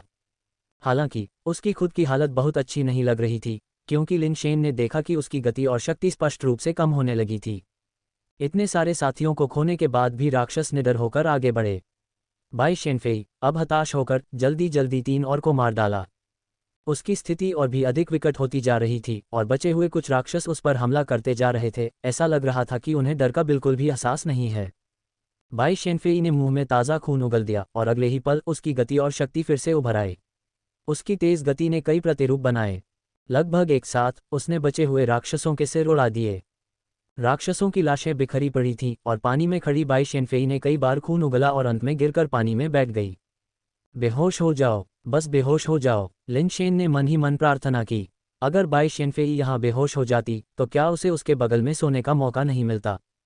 दुर्भाग्य से भाग्य ने उसकी इच्छा पूरी नहीं की। बाई शेनफेई बेहोश नहीं हुई, बल्कि लड़खड़ाती हुई अपने पैरों पर खड़ी हुई और पानी में से गुजरते हुए पत्थर के मंच की ओर अस्थिर तरीके से आगे बढ़ी। क्या वह पत्थर के मंच के लिए आई थी? क्या वह गलती से यहाँ आ गई या उसे इस जगह के बारे में पहले से पता था? लिन शेन ने चुपचाप अपने आप से सोचा। बाई शेनफेई की स्थिति काफ़ी खराब लग रही थी। वह मुश्किल से 3 मीटर ऊंचे पत्थर के मंच पर चढ़ पाए। वह उस पर कूदने के लिए संघर्ष कर रही थी और लगभग अपना संतुलन नहीं रख पाई, लगभग गिर गई। लिन शेन ने बाई शेनफेई को संदूक के सामने जाते और एक सोने की क्रिस्टल चाबी निकालते हुए उसे एक संदूक में डालते हुए देखा। उस संदूक को लिन शेन ने पहले भी खोला था। बाई शेनफेई ने इसे खोलने की कोशिश की, लेकिन चाबी अंदर नहीं गई, इसलिए उसने एक और कोशिश की। उसकी किस्मत बहुत अच्छी नहीं थी। जब तक वह तीसरी संदूक तक पहुंची, चाबी आखिरकार अंदर चली गई। लिन शेन ने अपनी गर्दन को ऊपर उठाया, ये देखना चाहा कि क्या वह संदूक भी है जिसे उसने नहीं खोला था। उसमें एक अंडा और एक क्रिस्टल पैनल भी है। जब लिन शेन को स्पष्ट रूप से देखने को मिला तो वह ये देखकर हैरान रह गया कि संदूक के अंदर न तो अंडा था और न ही क्रिस्टल पैनल। ऐसा लग रहा था कि उसमें एक कागज़ का टुकड़ा है। बाई शेनफेई भी उतनी ही हैरान थी। कागज़ को बाहर निकालने के लिए अंदर पहुंचने से पहले वह कुछ देर के लिए संदूक के सामने जम गई। दूरी बहुत ज्यादा थी और लिनशेन नहीं देख पाई कि कागज के टुकड़े पर क्या लिखा था। बाई शेनफेई ने कुछ देर तक उसे घूरा, वह वहीं अचंभित होकर खड़ी रही। जैसे ही लिनशेन उत्सुक हुआ कि उस कागज पर क्या लिखा हो सकता है जिसने बाई शेनफेई को इस हद तक स्तब्ध कर दिया था, उसने अचानक देखा कि उसने खून की एक बड़ी बूंद उगल दी और वह पत्थर के मंच पर गिर गई। यहाँ क्या हो रहा है? लिनशेन ने देखा कि बाई शेनफेई पत्थर के चबूतरे पर बेसुध पड़ी है और उसे डर था कि कहीं उसकी मौके पर ही मौत न हो गई हो। उसे यकीन नहीं था कि मृत व्यक्ति के शरीर पर मोज़ेक होगा या नहीं। अगर था भी तो लिनशेन लाश के साथ रात नहीं बिताना चाहता था। एक विचार के साथ लिनशेन स्वर्ग की सीढ़ी की तकनीक का उपयोग करके पत्थर के चबूतरे पर पहुंच गया। बाई शेनफेई पूरी तरह से बेसुध थी और यह स्पष्ट नहीं था कि वह मर चुकी थी या बेहोश हो गई थी। लिनशेन ने जल्दी से उसकी सांस और नाड़ी की जांच की। सौभाग्य से दोनों अभी भी वहां थे, वह मरी नहीं थी, केवल बेहोश थी। हालांकि उसकी हालत अच्छी नहीं लग रही थी, उसकी सांस और नाड़ी दोनों बहुत कमजोर थी। आखिर ऐसा क्या लिखा था जिससे वह इतनी परेशान हो गई? लिनशेन ने गिरे हुए कागज को उठाया। कागज पर लिखे शब्दों को देखते हुए लिनशेन लगभग जोर से हंस पड़े। कागज पर टेढ़ी मेढ़ी पंक्ति लिखी हुई थी। लिनशेन की लिखावट पहले से ही काफी बदसूरत थी, लेकिन इस व्यक्ति की तो और भी खराब थी। फिर भी विषय वस्तु बहुत आत्मविश्वास के साथ लिखी गई थी। दुनिया का सबसे सुंदर आदमी यहाँ था, लिनशेन ने खुद से कहा। कोई आश्चर्य नहीं कि बाई शेनफेई को खून की उल्टी होने लगी। मौत से बाल बाल बचने के बाद इस जगह तक पहुंचने के लिए उसने उम्मीद से भरी हुई संदूक खोली और फिर कुछ ऐसा देखा। कोई आश्चर्य नहीं कि वह क्रोध से लगभग मर ही गई। लिनशेन ने राहत महसूस की कि उसकी 2 चाबियां इस संदूक से मेल नहीं खाती थीं, अन्यथा वह भी क्रोधित हो जाता। उसने नोट को वापस संदूक में रख दिया और उसे फिर से बंद कर दिया। तुम्हें इतना बदकिस्मत होने के लिए किसने कहा? लिनशेन ने अभी भी बेहोश बाई शेनफेई को देखा और फिर अपनी घड़ी को देखा, ये देखते हुए कि अभी भी 20 घंटे से अधिक समय बचा हुआ था। पर्याप्त समय होना चाहिए। लिनशेन ने एक पल सोचा, बाई शेनफेई को उठाया और फिर स्वर्ग की सीढ़ी का इस्तेमाल करके जलमार्ग पर वापस आ गया। इसमें कोई संदेह नहीं है कि बाई शेनफेई जलमार्ग की तरफ से नहीं आई थी। वहां एक और प्रवेश द्वार था जो निश्चित रूप से बहुत खतरनाक होगा। लिनशेन का उस तरफ जाने का कोई इरादा नहीं था। बाई शेनफेई को बड़े लाल बैल की पीठ पर बिठाकर लिनशेन भी उस पर सवार हो गए और बैल को निर्देश दिया कि वे जिस रास्ते से आए थे उसी रास्ते से वापस जलमार्ग के द्वार पर लौट जाएं, बाहर जाने में संकोच न करें। जलमार्ग में हर जगह प्लेटफॉर्म थे। लिनशेन ने बाई शेनफेई को एक प्लेटफॉर्म पर रखा और फिर म्यूटेटेड ब्लैक आर्मर्ड सेंटीपीड और दूसरे पालतू जानवरों को निगरानी रखने के लिए छोड़ दिया। उसने एक उपचार औषधि निकाली, बाई शेनफेई का मुंह जबरन खोला और उसे नीचे डाल दिया। बाई शेनफेई, ओह बाई शेनफेई, मैंने तुम्हारी जान बचाई है, इसलिए निश्चित रूप से हमारे साथ सोना कोई बड़ी बात नहीं है। लिनशेन बाई शेनफेई के बगल में लेट गया। अध्याय 120, अंडा फूटा। बैकक्वोट। इसके बारे में सोचते हुए उसे लगा कि यह बहुत उचित नहीं है। अगर कोई घास की गुफा में गिरकर देख ले तो वह, लिनशेन, अपना नाम साफ नहीं कर पाएगा और यह बाई शेनफेई की प्रतिष्ठा के लिए भी अच्छा नहीं होगा। हालांकि वह कोई तंबू या ऐसा कुछ भी नहीं लाया था, क्योंकि वह शिविर में नहीं गया था। ऐसी चीजें कौन लाएगा? लिनशेन के पास अपना सफ़ेद लबादा उतारने और बाई शेनफेई को उसके चेहरे सहित ढकने के अलावा कोई विकल्प नहीं था, ताकि अगर कोई देखे तो उसे पता न चले कि उसके बगल में सो रहा व्यक्ति कौन है। अवसर सिर्फ एक बार आता है और बाई शेनफेई से अग्नि बीज प्राप्त करने के लिए लिनशेन ज्यादा परवाह नहीं कर सकता था और उसके बगल में लेट गया। इस पर सोचने पर यह अभी भी उचित नहीं लगा।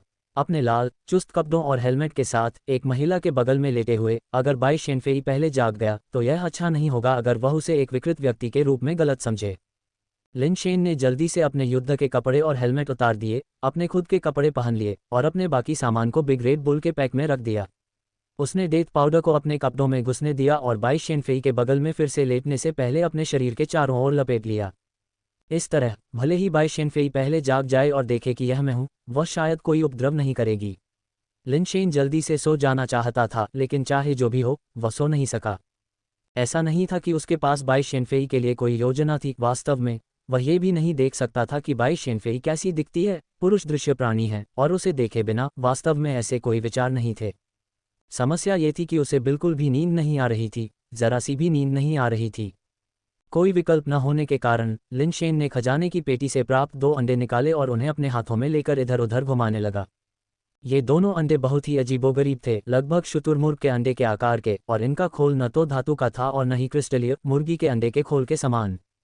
दोनों अंडों पर लाल निशान था, लेकिन जो बात अलग थी वह ये थी कि प्रत्येक अंडे पर अपना अलग लाल निशान था जो ताजे खून से सना हुआ लग रहा था।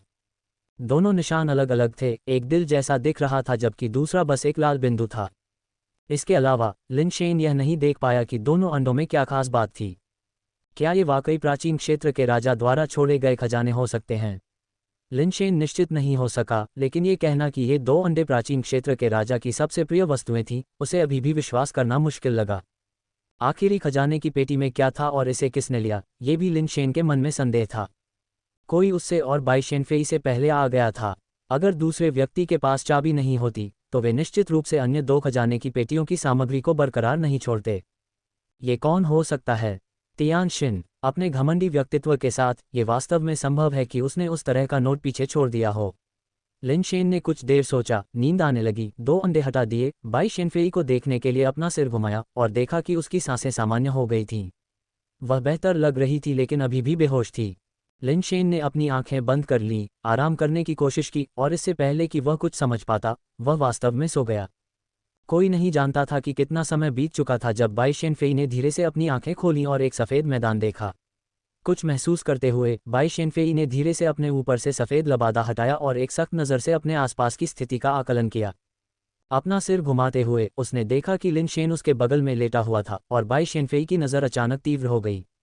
एक आदमी और एक औरत एक गुफा में एक साथ लेटे हुए हैं और उन्होंने एक सफ़ेद लबादा ओढ़ा हुआ है, एक लबादा जो जाहिर तौर पर लिन शेन का पहनावा था। बाई शेनफेई के दिमाग में कई छवियां चमक उठीं, उसकी आंखें लाल हो गईं क्योंकि वह अभी भी सो रहे लिन शेन को घूर रही थी। लिन शेन एक सामान्य व्यक्ति था और इसलिए उसके विचार एक सामान्य व्यक्ति के थे। बाई शेनफेई के कपड़े और जूते अभी भी साफ सुथरे थे और एक सामान्य व्यक्ति को लगता था कि कुछ भी अनहोनी नहीं हुई है। इसके अलावा अगर कुछ हुआ होता तो एक महिला आमतौर पर बता पाती।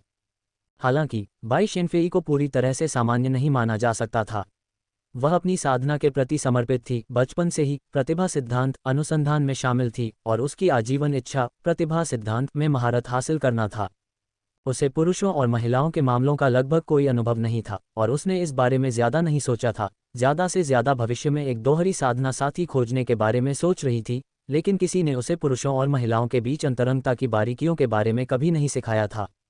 बाई शेनफेई इस पहलू में भयानक रूप से भोली थी। भले ही उसने कभी कभार कुछ बातें सुनी हो, लेकिन उसकी समझ सबसे अच्छी तरह से सही थी।